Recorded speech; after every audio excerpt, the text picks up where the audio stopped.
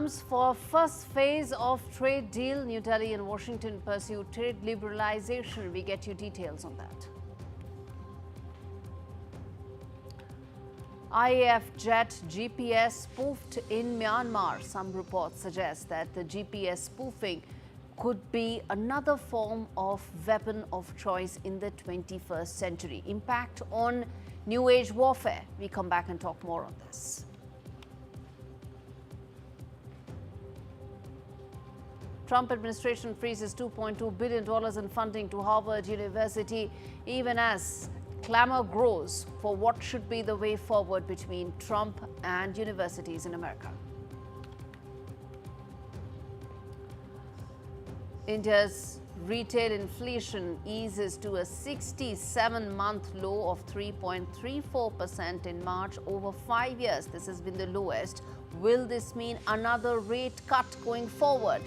RBI watching this very closely.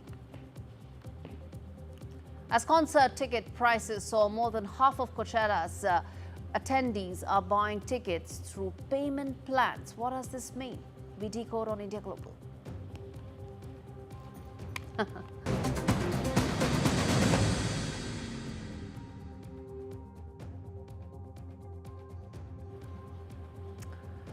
In a move that may very well be the beginning of a new chapter in global trade diplomacy, India and the US have signed the terms of reference for the first phase of the long-awaited trade pact. The deal, that is still in early stages, aims to boost bilateral trade to $500 billion by 2030. That's the goal between India and US. Negotiators will begin virtual talks this month, and there's a key in-person round that's scheduled for next month. President Trump, once critical of India's trade policies, did announce a 90-day pause on new tariff hikes for partners like India. Simultaneously, he ramped up pressure on China. With trade deficits, diplomatic stakes and $500 billion on the line, this is more than just a deal. What does this mean in terms of the trade pact is something that we are going to watch going forward.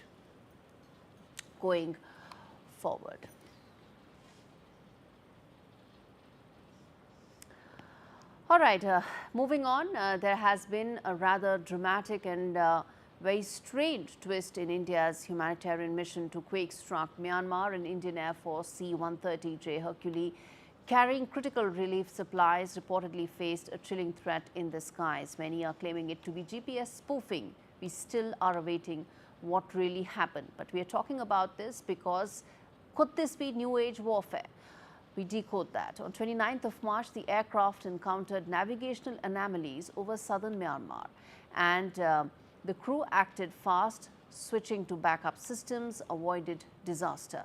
Now, according to some reports, the skies were thick with interference, red zones of spoofing activity lighting up the map. Experts opined that the pattern possibly could mean targeted jamming. Again, there is no final official word on this, but could this be the way forward?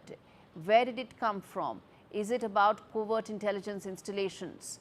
IAF confirmed the anomaly, raised a pressing question: who is targeting peace missions with weapons of electronic warfare? The skies over Myanmar are no longer just turbulent, they're allegedly contested. And somewhere someone may be testing the limits of peace as well through precision deception, which is why the big questions that we're asking on India Global today. First up, which is that was IAF jet GPS spoofed over Myanmar? Next question. Are foreign powers testing military-grade spoofing technology, something that could really change the way how relief operations happen going forward? The next question I'm asking on India Global today: how vulnerable are military and civilian aircrafts when it comes to digital deception? And lastly, is GPS spoofing becoming the stealth weapon of 21st century? As I said, is this now new age warfare that we are seeing here? With Wing Commander Abhishek Mathivan joining me on the show, along with Bidhayak Das, who's a Southeast Asia expert. Wing Commander Abhishek, let me start by asking you, there are too many questions that are up in the air, and some would say very disturbing questions, isn't it?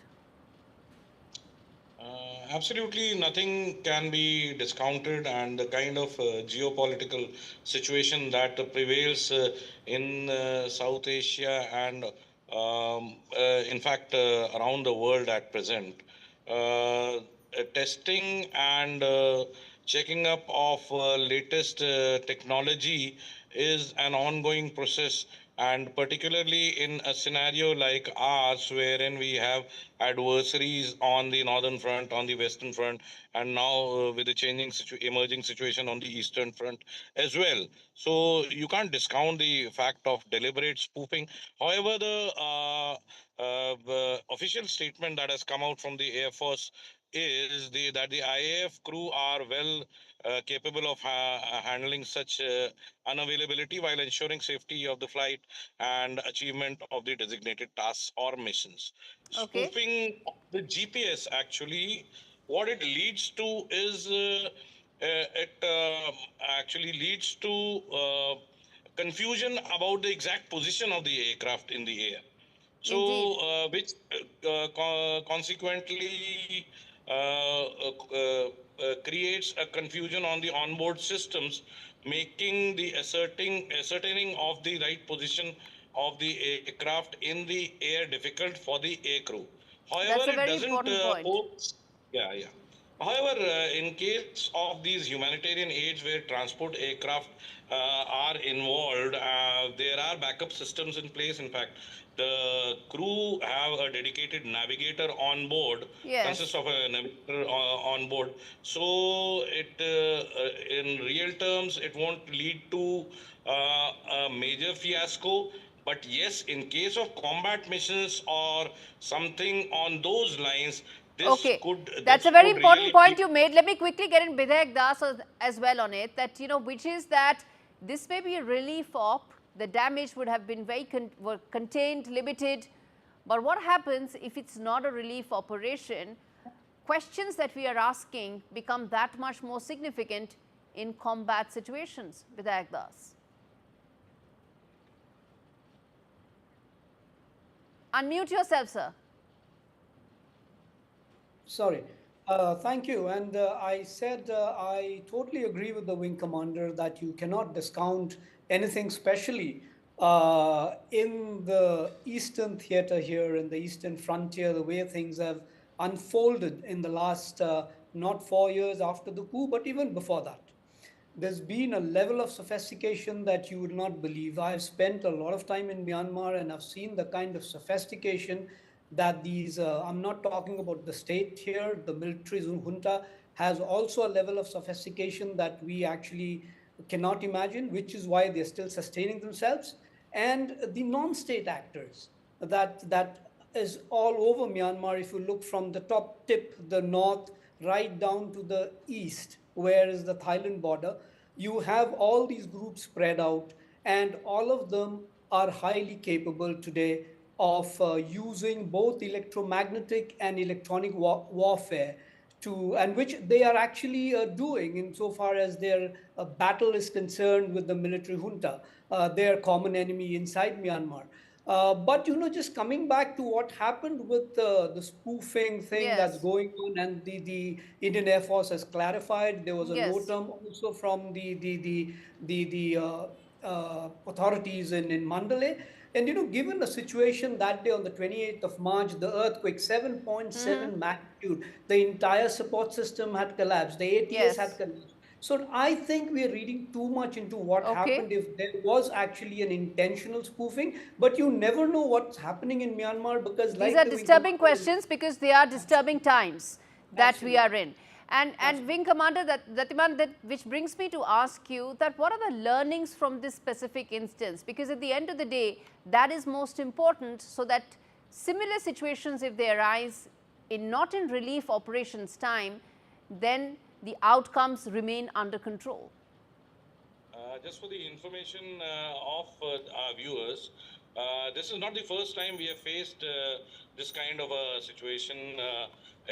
In fact, during operations, going as far back as Op Vijay during Kargil times, we faced similar kind of problems in contested airspace while the Operation Safed Sagar was on. The IAF aircrafts found were able to detect interference with the GPS signals, and so it doesn't come as something very new to the IAF.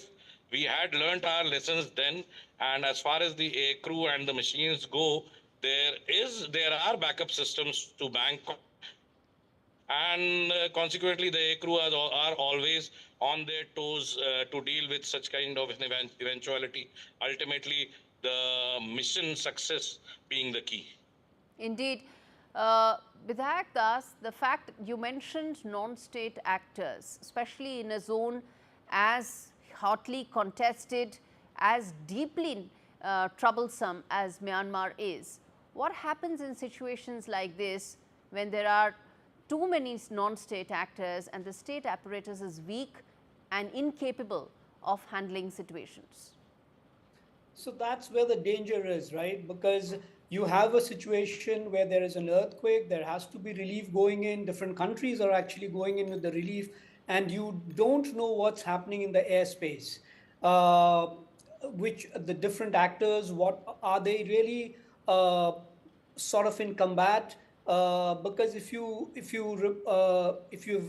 read the news, the Burmese news essentially a day after the earthquake, they all were reporting about airstrikes by the military junta, and there were also counter strikes from different groups, including the PDF.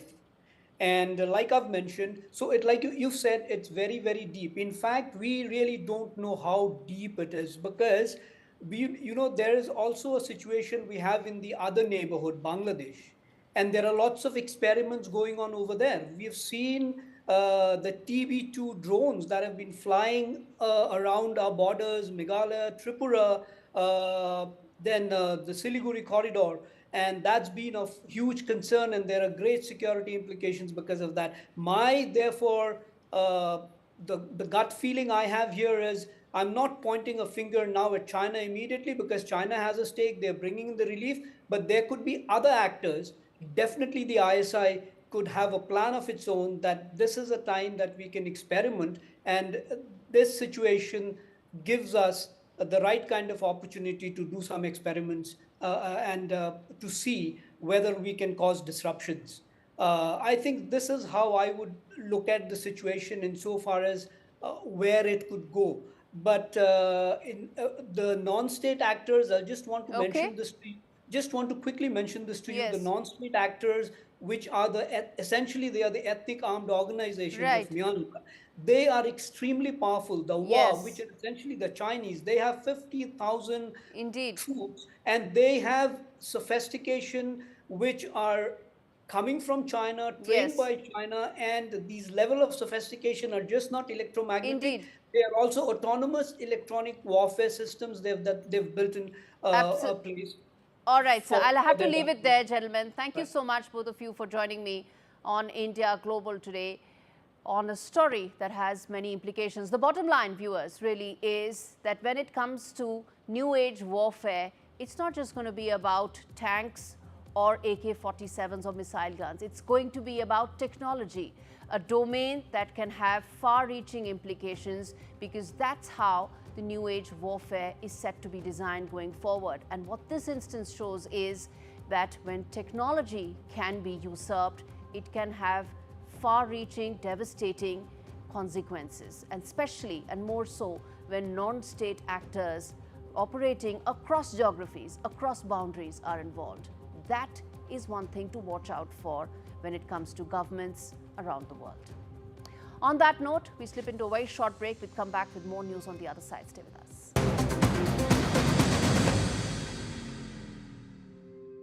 When I woke up, they said, "Alyssa, you've got leukemia." We found out that the chemo wasn't working. So at that point, it was like, I'm gonna die. My consultant was looking for these clinical trials, and she found this one at Great Ormond Street. I'm cancer-free now. Curing Alyssa was a world first, but cancer is still the biggest killer of children in the UK. Will you help us do more? Search Gosh Care to give £3 a month and help build a new children's cancer centre at Great Ormond Street Hospital. a home for breakthrough research with world-class facilities to help beat cancer for more children. Together, with your kind support, we can help save lives and transform children's cancer care for decades to come. Text CARE to 70125 to give £3 a month and help build our new Children's Cancer Centre. Together, we can beat cancer for more children. Quickly remove unwanted hairs with the stylish and discreet New You Body and Face Trimmer from JML. Your pain-free way to tackle any unwanted hairs that pop out of nowhere. The wide dual head design and floating heads adjust to the curves of your skin. Gentle enough to use on your upper lip, knees and ankles, and even your bikini line. No nicks, cuts or irritation. Remove unwanted hairs anytime, anywhere with the New You Body and Face Trimmer. Only $19.99 from Asda, Boots, Morrisons, Tesco and jmldirect.com. We all know animals have feelings. They depend on kindness, just like you and me. So imagine how they feel when they're beaten, starved, and unloved. Every minute, the RSPCA is called on to save animals in physical agony and mental torment. It's unbearable to see the pain in their eyes. We refuse to give up on them, but to rescue them from a life of fear, we urgently need animal lovers like you to donate today. Please call 0800 121 4260 or text KIND to 84903 to give £2 a month to the RSPCA. Your gift will help fund more life-saving rescues, more emergency treatment, and more gentle rehabilitation. Every month, you'll be helping to keep animals free from pain and sadness, so they can find the comfort and joy they deserve. Right now, across the country, thousands are suffering deliberate harm. But together, we can show animals what kindness feels like. Together, we can rescue them. So please, call 0800 121 4260, text KIND to 84903, or visit our website to start your monthly donation today. Thank you. His senior most disciple to teach me.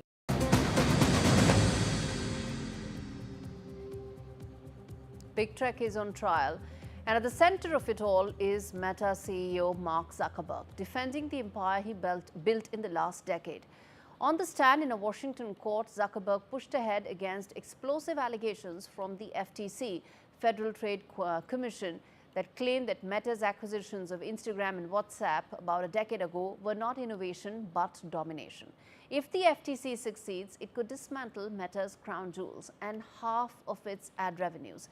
Instagram alone is forecasted to earn $37 billion this year. Zuckerberg argued the landscape has changed. TikTok, YouTube, Apple, they're the real rivals now, Zuckerberg argued. But the FTC says Meta still controls the spaces where we connect with friends and family, and that control is illegal. As Trump's White House eyes big tech, the future of Meta and whole of digital communication hangs in balance. We decode what this could mean for the future of big tech in the US and the ongoing fight between Trump and big tech. Joining me is Ivan Mehta, who's a tech reporter, as well as Senthil Nayagam, who's the founder of Munim AI. Let me start with you, Mr. Mehta, which is that as things stand right now, this could be a landmark trial and a landmark case really that could decide which way big tech goes from here on, not just in the US, but around the world. Definitely, it's a big trial to watch. We don't know what would be Trump's strategy during this this phase about big tech. The case, as we remember, the file by FTC was filed when Trump was last in power. So lot has changed between that. The judge also rejected the case once, and FTC had to refile the case. So that's a very important precedent here in the case. But there is the other precedent that Google was told to break up and initially told to divest Chrome and some of the other products last year. So there is precedent for big tech being broken up in the US now as well. No, indeed, there is a precedent, and this would also be a precedent, most certainly for the EU, which has been fighting against the big tech for over a decade, much before the US. But Senthil, let me ask you this in terms of the impact this would have industry-wise. The industry-wide implications of this trial, this case. What do you think could that be? I have a very different opinion. Okay, there are a couple of this so-called FTC case started somewhere around 2020. Okay, social media era is over, AI era has started. Okay, and luckily because of the explosion on XR or VR space, Meta had the GPUs and they have trained a lot of models and they have open sourced it. So that is where we are going towards. What is changing is Chinese control over TikTok was a big issue. The sale has not yet happened. Who will acquire it? So who has more data or training are the ones who will lead this space. Even if somebody is going to split it, either has to become a separate company, will it be viable? Ad revenue for Google is going down, Apple is struggling. If Meta also will lose revenues initially, that's where it goes into play. Okay, so building another behemoth will not serve any purpose. So who will buy TikTok? Let's start with that part. Second part, model. See, they have nearly 4 billion people's data, especially with WhatsApp and Insta and Facebook. Facebook is not a dominant platform at all. No teenagers are there in that platform. That platform is kind of slowly dying. So they can show all the stats to show, hey, this is not the case. Insta is what is generating more revenue. WhatsApp is again more outside America is what it does. And it's not a huge dollar revenue on WhatsApp. Okay. So this is how that will go. So who has more training data? Let's take example of what X did. Okay, so Elon Musk, he built X, he built an AI company, and he got X sold to AI company at a huge valuation. Right. This is the inversion which is happening. Yes. So who owns the AI, who owns the past data is what will dominate. Right. If the past company gets all the data and they have their AI, they are going to win. A standalone social media company, that market is gone. There is no new market for it. Okay. I expect Trump to kind of facilitate it. Already they're doing Doge. So FTC, everything, they will have more cuts on it. And it's more of a notional thing which is happening. Europe... Let's take this one by one. Let's take this one by one. Not everything has to be said in one answer. Okay, let's take this one by one. Mr. Mehta, the beauty of a discussion is that there are two sides that are being discussed, and that's exactly what's happening here. But to a large extent, this case is also about a personal battle is a very strong word, but a personal conviction of the president, isn't it? Because it started in his previous term. He wants to continue it in this term.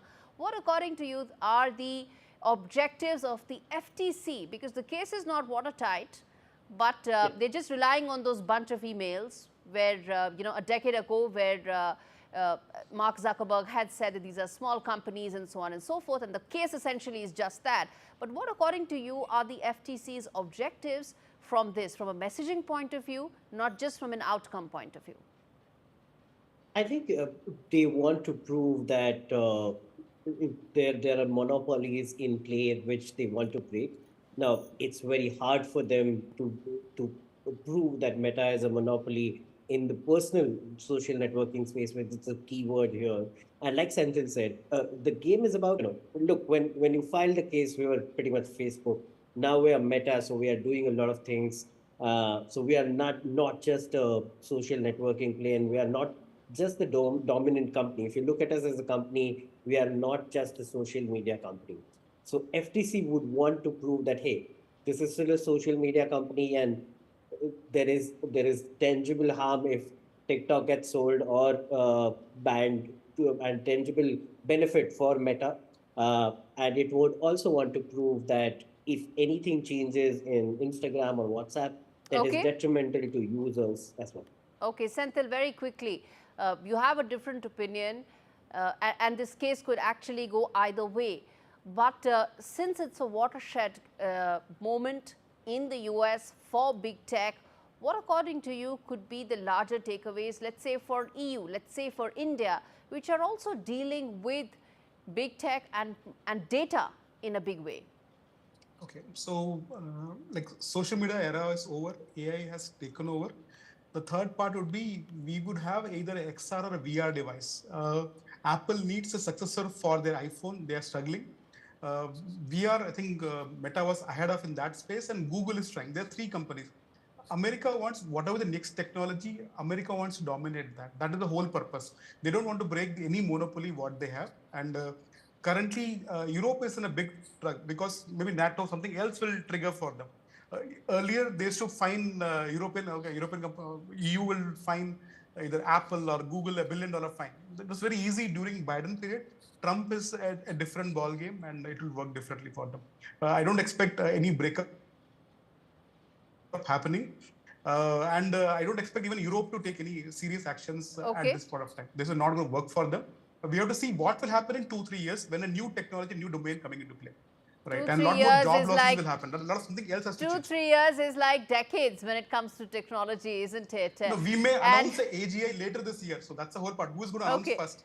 Yeah, okay, so we'll leave it there, gentlemen. Thank you so much, both of you, for joining me on a story that has far-reaching implications for everyone, including the viewers watching this. And on that note, I'm going to slip into a break, come back and talk more about a story that, in fact, is causing ripples around the world, which is Donald Trump taking on the biggest universities in the US. Stay with me. We come back with that story.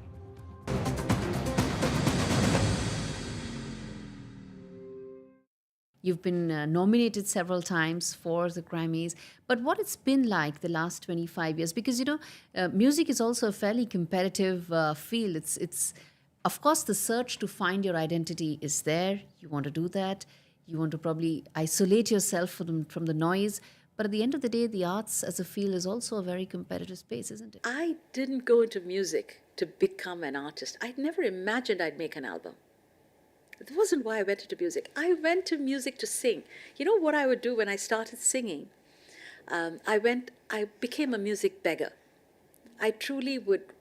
I heard, for the very first time, I heard Pandit Jasraj sing. And I heard him, I was sitting in the first row because I was a patron of this arts organization. I didn't know who he was. I'd never heard Hindustani music. I'd been in Brazilian, Carnatic, all of that, but never much with Hindustani. I sat in the first row, and then he started singing.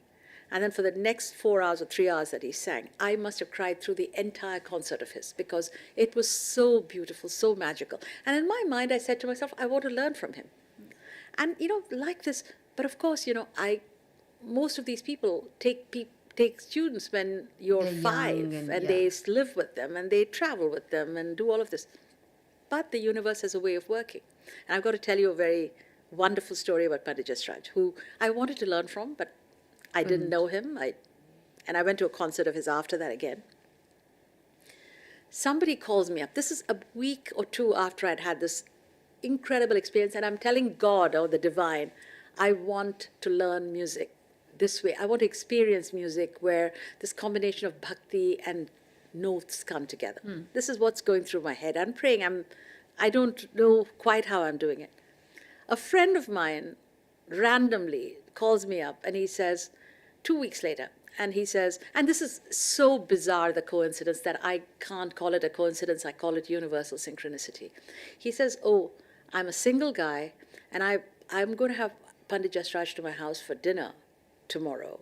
But they have just called me up and given me a list of dietary requirements for him, which I cannot meet because I'm a single guy. I was going to order Chinese food, but he doesn't eat onions, he doesn't eat garlic, he doesn't eat anything. I don't know what to do. Do you think we can move the dinner to your house?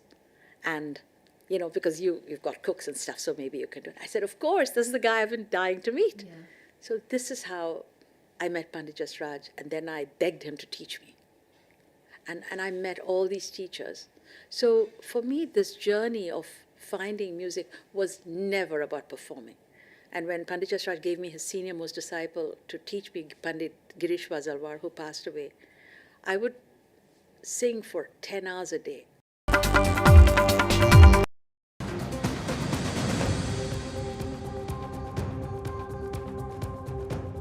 A seismic showdown is shaking the very pillars of American education.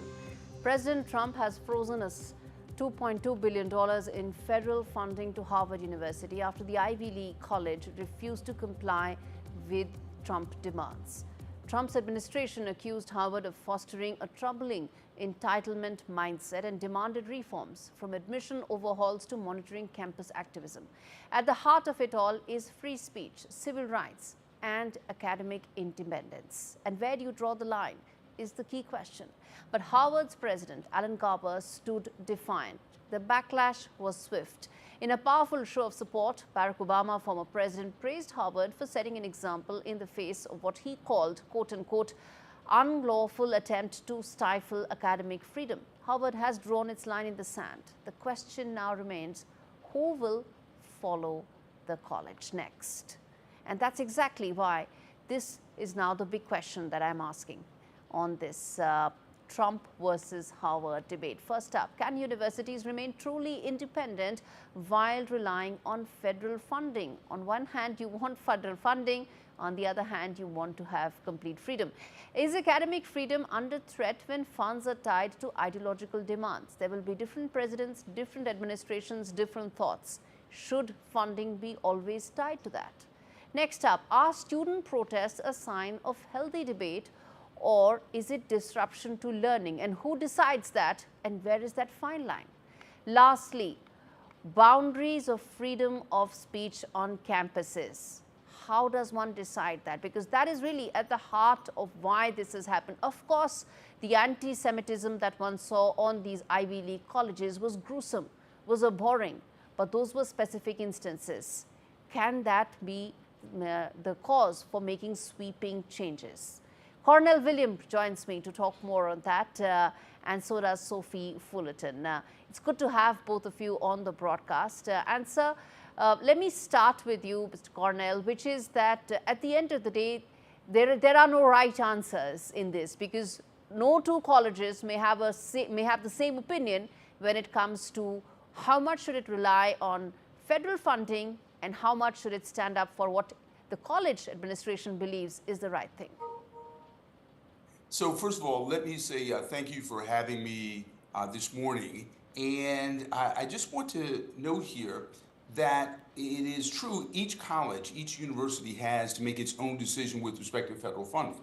However, the federal government does not get to violate the First Amendment once it has allocated the federal funding, which is to say Harvard, like a great many universities, applies for federal funding, applies for federal grants, and then based upon its qualifications, it receives those grants. Once the grants are administered, once the grants are awarded, the government does not get to then micromanage Harvard or any other college or university and take away those funds. And so what we have here is the government literally holding hostage, if you will, as a But is it illegal, sir? Is it illegal? That's my question. It is illegal. It is absolutely illegal. How so? It is illegal when the government says to Harvard that you must allow us to micromanage your faculty, micromanage your student, micromanage your staff, ask all of your staff, ask your students, ask your faculty, what are your political opinions? That violates the First Amendment. Okay. It's unlawful. Okay, it's unlawful. Sophie, you want to come in there in terms of where can administrations draw the line, and is it really walking on eggshells here? Because, you know, could this end up in courts like so many of the other Trump administration decisions? Well, I first want to say that this is straight out of the autocratic handbook. We've seen other countries that are in a democratic backsliding experience this type of assault on higher education. And I want to bring up the example of Viktor Orban, who is pretty chummy with Trump. So when Viktor Orban was really encroaching on democratic erosion within Hungary, he started to attack higher institutions. This is what Trump is doing. And the overall idea is to push an ideological overreach in institutions that have really fostered free think and free speech for anybody that's been able to grace their campuses. Okay.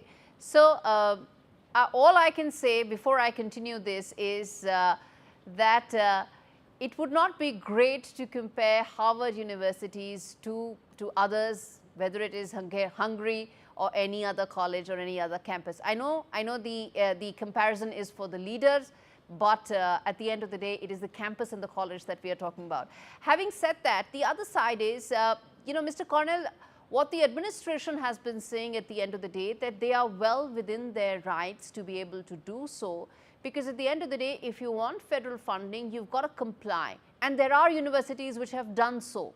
So why should Harvard be an exception?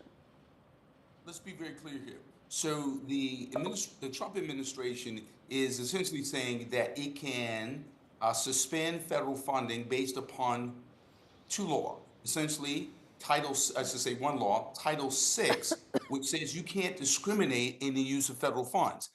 The federal government has not gone to court and sued Harvard for discrimination. It has not proven discrimination before a judge or a jury. It is simply alleged discrimination. And so in the absence of any evidence that we have violated Title VI, which, note this, is a civil rights law, in the absence of that, you don't get to suspend, as in put on hold, $2.2 billion.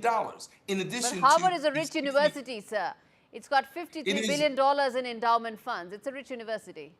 It is a rich university, but that money goes to support research in terms of Alzheimer's, Parkinson's disease, sending teachers into communities. So when you lose $2 billion, any corporation, any country, any company that loses $2 billion, it has an impact on real people. So it's not like we can simply spend money to make up for money that we already were awarded and earned. Sophie, Columbia University has agreed to the demands of Trump administration, setting the tone really that other universities may follow suit. So I want to ask you the same question, which is that why should a specific university be an exception when it comes to law of the land? So you mentioned earlier that it's really up to the university's discretion, and that's what we saw with Columbia. So Columbia has really been the outlier in this case with how they've chosen to comply to Trump's demands. I want to mention one of the reasons why Trump is going after these universities is the argument of anti-Semitism on these campuses. And Columbia has really kind of been ground zero for this. The example I want to bring up is yesterday, the administration attacked another student at Columbia University under the argument that it was due to anti-Semitic reasons.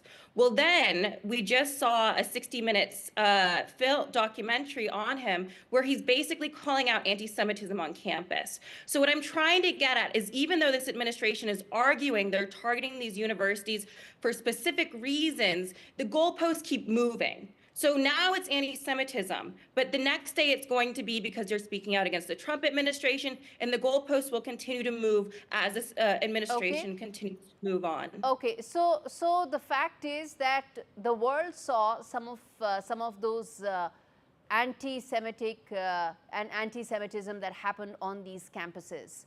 And that really is at the heart of this issue, isn't it? Freedom of speech is important, right to voice your opinions, right to be able to protest in a civilized manner. All of that makes complete sense, and that's what these universities have as cherished values. But Mr. Cornell, the fact is that some of those protests crossed all lines, didn't they? Raising some of these valid issues. Absolutely. And let me say here, as a civil rights lawyer who once worked for the Department of Justice, bringing cases against people engaged in discrimination, as a former president and CEO of the NAACP, which was an organization founded by African Americans and Jewish people, I take anti-Semitism extraordinarily seriously, okay? But let's be very clear here. Where you have students who destroy property, engage in vandalism, impede and limit the right of others to speak, those students should be firmly and fairly held accountable. What does not work is when you go from addressing real instances of anti-Semitism to limiting the free speech, the First Amendment rights of universities. You don't help one First Amendment harm by creating a second First Amendment harm. That is deeply problematic. No one is protected by this. And the reason we know that the Trump administration is not particularly serious about addressing anti-Semitism is because when you look at the last letter which was sent to Harvard, they barely mention anti-Semitism in terms of their demands. What they demand first and foremost is to micromanage Harvard. That is not addressing the problem. Okay, all right. I'll leave it there. Thank you so much, both of you, for joining me on India Global. This is an issue that impacts the world because these are Ivy League colleges where the world wants to go and study. And bottom line, really, viewers, is just that these Ivy League universities attract global talent. They attract the brightest and the best minds from around the world. And what's happening at these universities is something that will impact best talent globally going forward. Freedom of speech is not absolute. Neither is the clampdown against it. Both need to now have a moderation. And that moderation is essentially what will define Trump administration's dealings with these Ivy League universities and campuses going forward. They want to attract the best talent, but they also want to attract federal funding. And that fine line between what is acceptable and what cannot be in the garb of freedom speech is essentially going to test the Trump administration. And on that note, we slip into a very short break. We come back with more news, including specifically the latest unfolding between US and China when it comes to the tariff war. It's now all about Boeing jet deliveries, which have taken a hit because the tariff war has just been escalated. More on that after this break.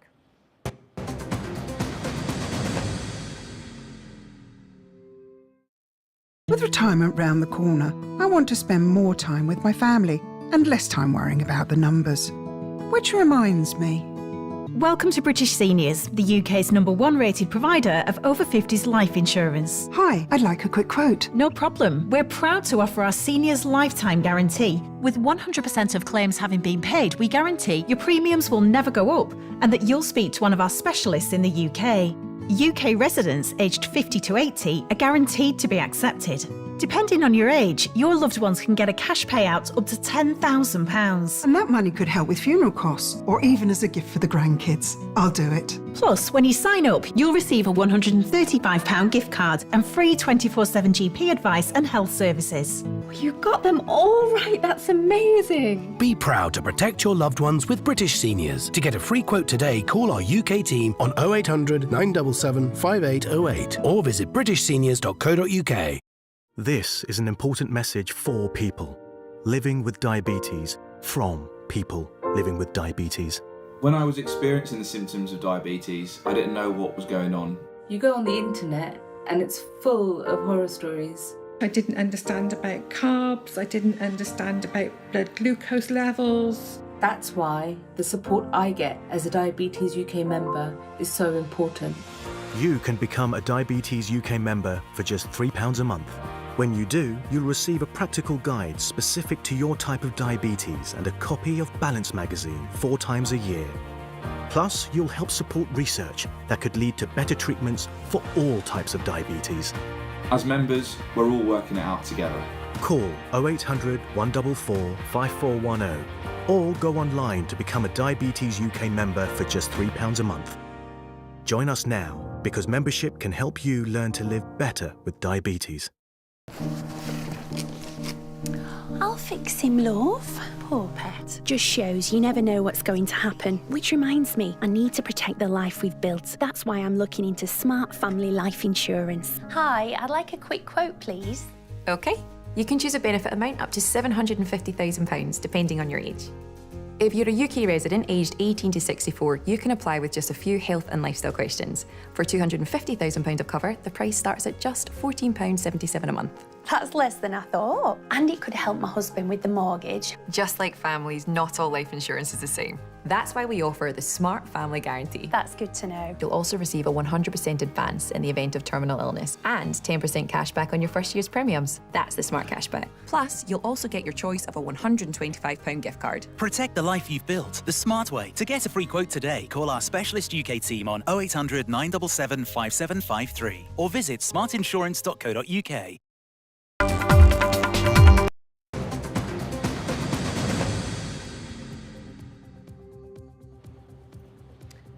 China has delivered what may be another blow to the American aerospace giant Boeing. Why? Because the tariff war between US and China is escalating. How is that? Well, China has halted all new jet purchases amidst the escalating trade war with Trump 2.0. The 179 Boeing aircraft scheduled for delivery by 2027 now stands in limbo because China has suddenly put a freeze on this, which could cost billions of dollars. Beijing's directive also bans US aircraft parts, putting pressure on the Chinese carriers and sparking fears of soaring maintenance costs. Meanwhile, Boeing shares plummeted 3% in pre-market trading. The move follows President Trump's latest round of punishing tariffs over 145% on Chinese goods. Remember, there's been a 90-day pause for everybody else except China. In retaliation, China increased its tariffs to 125%, and then it came out with an aviation strike. The turbulence may not end here. The Trump administration has opened new national security investigations into semiconductors and pharma when it comes to China, hinting at more tariffs, more escalation, more trade wars between the world's largest and second largest economy. As the US and China dig in, a $650 billion trade relationship now is at the brink of it. And Sanjay Lazar, who's an aviation expert, joins me to talk more about the impact this could have on the sector. Sanjay, now this is a very important development simply because these are very large deliveries that now stand in limbo. While the trade war continues, help us understand the impact this could have on the aviation landscape if the Boeing deliveries actually do not happen. Good evening, Gaurie. Thank you for having me on your show. Yes, it's you know, China has just struck back to the US and said that, you know, Boeing deliveries should stop. As you rightly pointed out, about 179 aircraft are pending delivery between 25 and 27. Now, the important thing here is China is actually the second largest outside of the United States, customer for Boeing. And though the figures don't actually show, at one point when the MAX issue had hit the world, almost 25% of all aircraft out of Boeing were going to China. So this is really going to impact China in the long term for parts, and it's going to shake up Boeing. On the flip side, there is a positive side to it because Indian carriers are hungry for aircraft, and perhaps, you know, they could work out a good deal with Boeing for these 170 or 180 odd aircraft that are available. It's a large deal, isn't it? It's a large deal. But do you think this is posturing? While, of course, the Boeing shares have taken a hit, these are very large orders that get decided much in advance. They don't just change suddenly at the drop of a hat. Do you think this is just posturing ahead of the two sides meeting to possibly bring down some of these trade tensions? Well, it's anyone's guess, to be frank, whether it's pure posturing, because I can see both sides hardening. I don't see any relaxation from either side.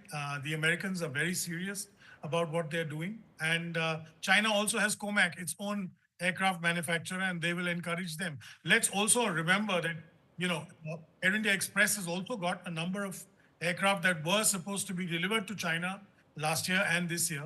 And Air India had got Aeroflot aircrafts, the Airbus 350s, also which were cancelled. So it's not completely out of the picture that some of these may get cancelled. 10, I think, were to be handed over in the next week or 2 weeks, and if the payments are complete. So that will be the true, you know, proof of the pudding. If those deals go through, then we'll know that, you know, this is just posturing.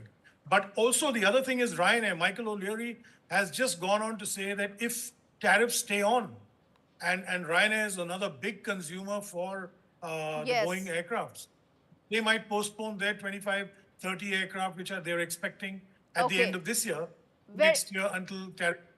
Very quickly, sir, which is that the impact this will have on the aviation sector from spiraling costs point of view for Indian sector, very quickly.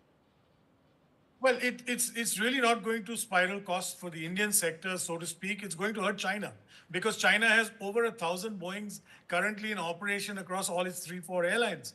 And they're going to face, you know, some pain because if the parts are more expensive, it's going to be more difficult. I think India just needs aircraft, and we're going to lap it up. Okay, so that's a positive tide to end this on. Yes. Thank you so much for joining me.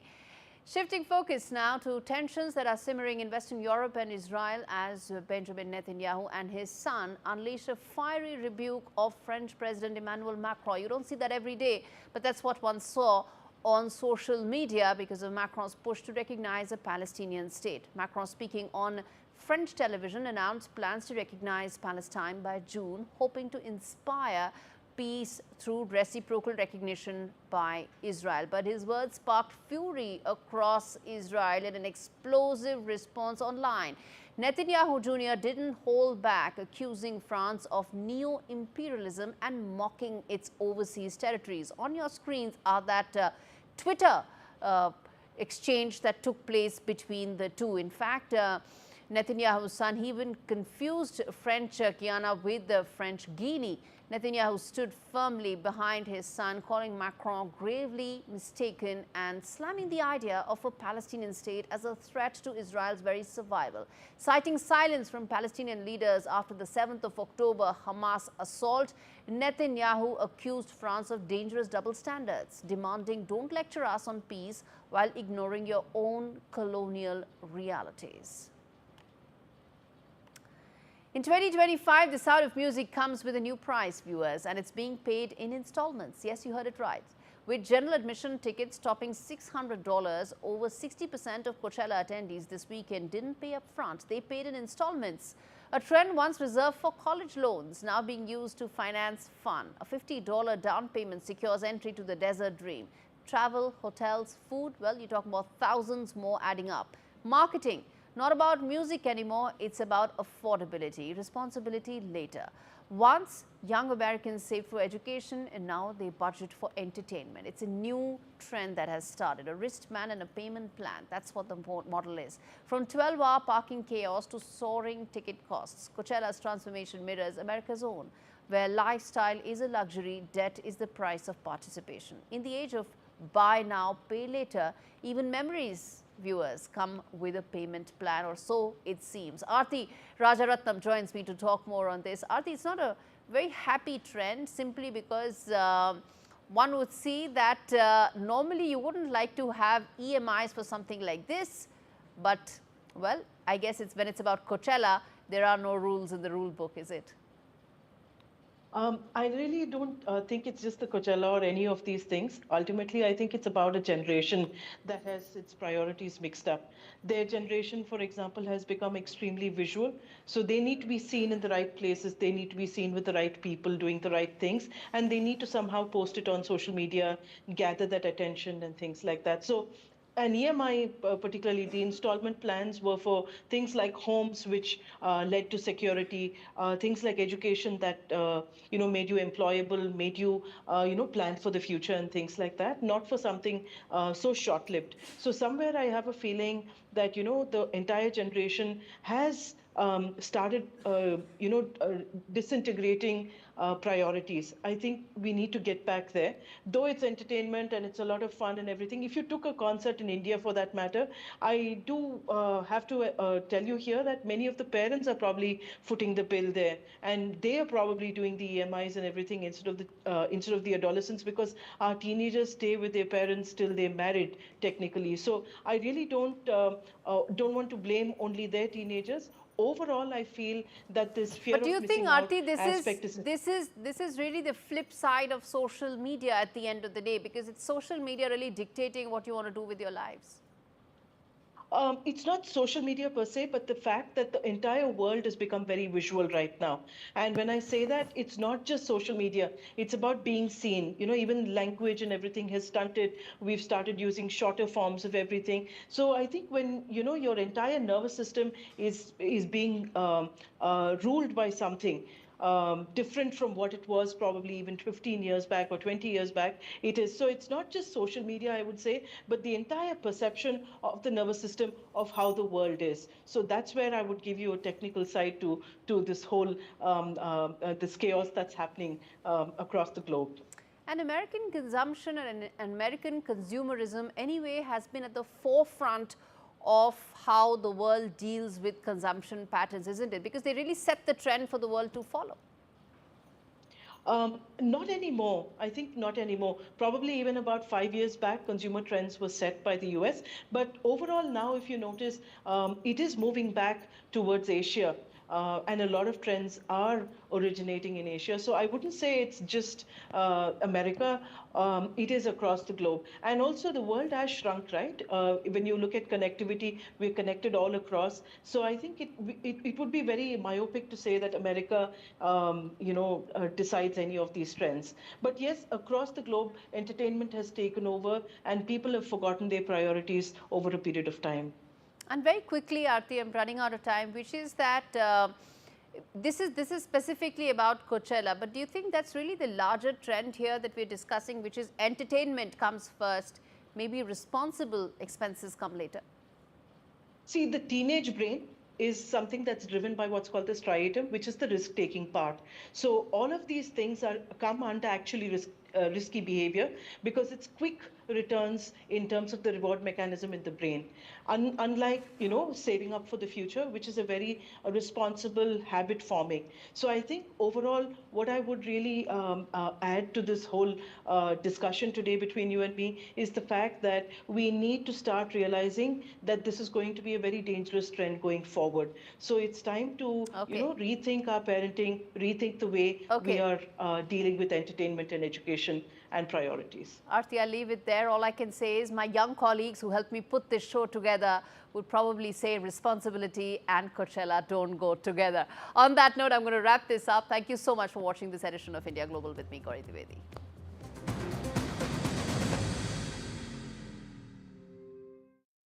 Bingo lovers, it's time for a close encounter with Bingo Aliens. Visit bingoaliens.com/bingo for a cosmic range of bingo games. 75-ball bingo, even 90-ball bingo. All from a galaxy far away, direct to you. Taking bingo to another dimension at bingoaliens.com/bingo. At Direct Line, we know that for multi-property landlords, sometimes the tiniest of things can turn into way bigger problems. From niggly contract issues to keeping up with ever-changing legislation. That's why Direct Line's landlord insurance offers a 24/7 legal helpline as standard. Because a call with someone could help to make the hairiest of problems feel that little bit smoother. Search Direct Line Landlord Insurance. We're on it. It feels good knowing that your future's in hand. Evlo can offer you a loan from £1,000 to £15,000, whether it's for home improvements, new appliances, a car, or for some of life's big moments. So even if you've had problems with credit before, Evlo looks beyond your credit score and always takes a case-by-case approach. Visit evlo.co.uk to get your conditional decision in minutes. Evlo, your future in your hands. We know that living with diabetes can make daily life a challenge, and we're here to help. I felt very low with the diagnosis and very lonely as well and embarrassed. I think people don't necessarily realise the impact that being diabetic can have on you and the amount of extra decisions you have to make a day through carb counting every single thing you eat. Day-to-day living with diabetes is really difficult. So Diabetes UK has made my life easier every day.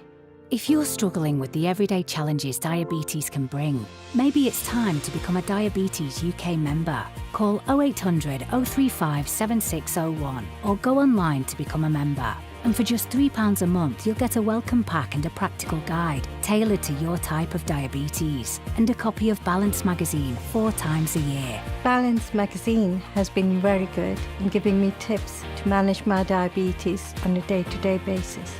Plus regular email updates with the latest diabetes news and special discounts. One of the things I was recommended to do was exercise. What motivated me was my love of dance, and I got that back. Join a community that really understands. Call 0800 035 7601 or go online to become a member for just £3 a month. I would recommend Diabetes UK to anyone with diabetes. Join up, become part of a community, get that support that you need. You ever thought about yours? Funeral? Yeah. Flowers, service. Everyone there. The more the merrier. Even your axe, Mark? It sounds a bit mad, but I think I want to be buried with these. Scatter you where? I think here. It's your day. You have what you want. What about you with your ex, Sue? Which one? Start your plans. Talk to Go Up Funeral Care. For Monu, every step is agony. But he's forced to carry heavy loads and bricks up narrow, steep flights of stairs, hour after hour, day after day. Life can be cruel and short for hard-working donkeys like Monu. With little food, water, or rest, they must keep going no matter what. Crude harnesses cut into their flesh. Horrific wounds and injuries go untreated. And when they've given all they can, many will simply be abandoned. You could help us treat more sick and injured donkeys. We won't stop until each one has a good life. But we can't do it without you. So please call 0800 035 9305 or text STEP 6 to 78866 and give £2 a month.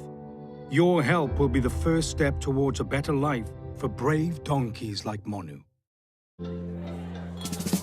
Remember those nights we didn't take off our makeup? Our skin does. Lucky I've got this new night serum then. New No. 7 Future Renew Night Serum with Night Active Peptidology works with your skin to reverse visible signs of skin damage while you sleep. Save £10 on new No. 7 Future Renew Night Serum. Hello and welcome to the Southern View. I'm Veera Raghav. What's lined up on the show this evening, including the strong political undercurrents in Karnataka over the socio-economic survey. But first, let's take you through the headlines we're tracking this hour.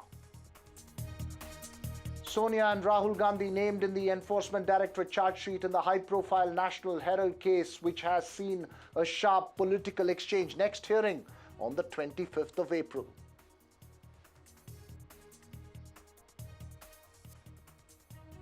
India becomes the first major market to shake off the shock of Trump tariffs. Indian markets recover losses made post-Trump's tariff announcements. Both Sensex and Nifty close in confident greens today.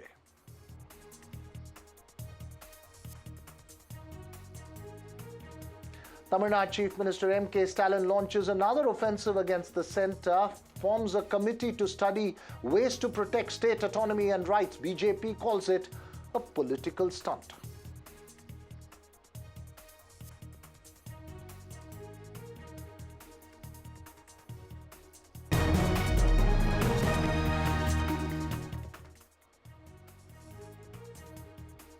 Well, first up this evening to our special focus, the deep cast political fault lines in Karnataka Congress and the state's polity in general seem to be opening up as the state cabinet gets set to discuss the controversial and decade-old socio-economic survey findings. The survey is before the state cabinet and will be discussed on Thursday. But Deputy Chief Minister and State Congress President D.K. Shivkumar, who's from the OBC Vokkaliga caste, has called for a meeting of Congress's Vokkaliga MLAs to discuss the issue this evening. The religious and political leadership of the dominant Lingayat sect and OBC Vokkaliga community have opposed the release of the survey findings, declaring the survey itself unscientific. Remember, of the 137 Congress MLAs, more than 55 are from these two caste blocks, sect blocks, more than 22 from the Vokkaliga caste alone. Shivkumar has in the past categorically opposed the survey, and a meeting of several Veerashaiva Lingayat leaders has also been taking place in the state parallelly. The BJP state president B.Y. Vijayendra, who's from the Lingayat sect, has also opposed the survey findings. The survey puts the proportion of the two dominant groups at much lesser than what has been claimed. It shows the Veerashaiva Lingayats as 11% and Vokkaligas as 10.29% of the state's population, and also recommends increase in reservations for backward castes from 32 to 51%. Chief Minister Siddaramaiah, though, represents a conglomeration of other backward classes termed as Ahinda, which is considered a political counter to forces of the Vokkaliga caste and the Lingayat sect dominant in the state. He wants the survey findings to be made public. The question really is if D.K. Shivkumar's meeting is opening up fault lines in the Congress and in the state. All that is being closely watched.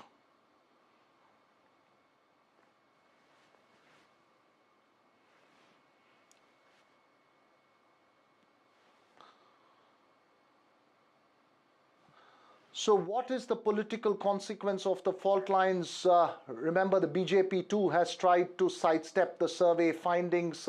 We'll try and play the reactions as well as my colleague Deepak Bhupanna's report in a bit. But joining me this evening, Sadashiv Shivanna of the Congress, Ashok Gowda of the BJP, and noted cephalogist and Karnataka observer Sandeep Shastri.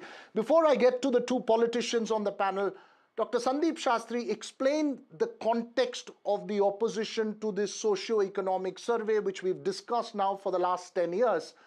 Why is there a reluctance from the dominant groups, from the Lingayat and the Vokkaliga castes, for the release of the survey findings and to the survey itself? Just put this in context for us before we get to the politicians on the panel. If you look at Karnataka politics, the Vokkaligas and Lingayats are seen as the dominant caste. In every assembly, they have accounted together for more than 50% of the MLAs, irrespective of which political party has come to power. Now, such a scenario, when a caste census seeks to declare these two castes, which have been seen as the dominant caste, as being only 21% of the state's population, it automatically puts the power of these two dominant castes on the back foot. The two groups which have enjoyed more than half the strength in the House, which have found more than half of the cabinets in the state, you now put them in a category where they are less than or just about 20% of the state's population. It automatically is going to change the dynamics of politics in the state. Also remember, the Vokkaligas and Lingayats have always made sure that they are considered as backward castes. They have always been part of the backward castes, irrespective of which committee looked into the composition of the backward caste. Therefore, we always refer to the non-dominant backward caste, which means all the backward castes minus the Lingayats and the Vokkaligas. And that is what the survey says accounts for a large chunk of the population. I must hasten to add, the non-dominant are by themselves not a single group. They represent different caste groups which do not have much in common. While Siddaramaiah represents the Ahimsa forces, within those forces itself there are divisions. Our past studies have found that the Congress has largely been seen as a party which has had the support of the Kurdas and one or two non-dominant OBCs. And we have also seen that whenever the Congress has been defeated, it has been because of these factors. All right, important points that you're making there from a larger, caste structural political construct of Karnataka politics. But let me get to the immediate politics of it. Sadashiv Shivanna, is this going to be a landmine for the Congress to cross? We are already seeing one group having a meeting today. There's going to be another group having a meeting tomorrow. Are the internal divisions of the Congress going to fall into these fault lines as well? Is that a worry for the Congress party? No, I don't think so. All the ministers, all the MLAs are singing in unison. And we must state that, the socio-economic survey was tabled by the Honorable Chief Minister. It was placed before the Cabinet on the 12th of April, 2025. Now, the Cabinet is scheduled to review the contents, findings, and recommendation of this report on the 17th. Right? And until such deliberation takes place, the entire content remains strictly confidential or it remains under official consideration. Therefore, any public commentary, speculation, or dissemination of purported statistics pertaining to the recommendation, etc., is premature, it is misleading, and it is devoid of official basis. Therefore, I would suggest the opposition, or advise them rather, not to indulge in conjecture that may give rise to political and social unrest. And the viewers of your show must understand what is the aim and objective of a socio-economic survey. It is to gather empirical data on the social, economical, and educational status of all communities in order to guide policy making and welfare programs. It is to ensure that the benefits of reservation and government schemes are proportional to the community's share of population. So what is the problem? Everyone wants a socio-economic survey. It is in line with the Congress party's manifesto that we had given to the people, on the basis of which we were voted into power. We have conducted a scientific socio-economic survey. It is considered to be the most extensive data gathering exercise by any state government. And I don't understand why all this ruckus. And the BJP, what moral right do they have to criticize But us? sorry, Sadashiv Shivanna, I'm sorry to interrupt you there. I'm sorry to interrupt you there. Before I get to the BJP spokesperson, isn't the opposition to this survey coming from within the Congress itself? No, I mean, see, everyone has to deliberate with respect to the content, the finding, the proposals, the recommendations made in the survey. And the Congress party is an open platform. We give, voice and opportunity to everybody, every stakeholder to share their opinion. And the opinion, once gathered, will be given in unison to the public. Therefore, we may have different views, we may have different analysis and ideas, but once we all decide, we will give a unified representation to the public. I don't think there is any division within the party lines. And moreover, again, as I said, it's the statistics that must be discussed. And no, let me get to Ashok Gowda. Let me get his first response. Sir, while the Congress is finding it difficult to negate this issue, and maybe it does, for the BJP too, it is not an easy issue to navigate at the moment.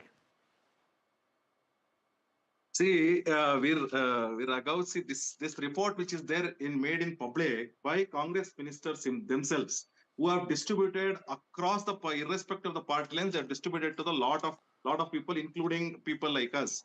The important point is there are 5 findings which I will just take less than a minute to exhibit. See, this timing of this data was ready in 2015 April. This was leaked in 2016. Why did Sidramaiah was in government till 2018 May, and now from past 2 years he is in government. Why did he not release till now? Why is he releasing this time? The point number 1 is DK Shivkumar is claiming for the seat of Chief Minister. He wants to send a strong message to the High Command of Congress Party, saying that is Muslims and his own community, all put together, 21% are with him. Otherwise, if at all you disturb me, then this 21% of the vote share is gone for Congress. That is point number 1. Point number 2. Kantraj, the committee head who was Kantraj, was on a different channel with me, and he was trying to say that they had surveyed 1,60,00,000 households which were there in Karnataka. Meaning to say 2011 population of Karnataka was 6,11,00,000.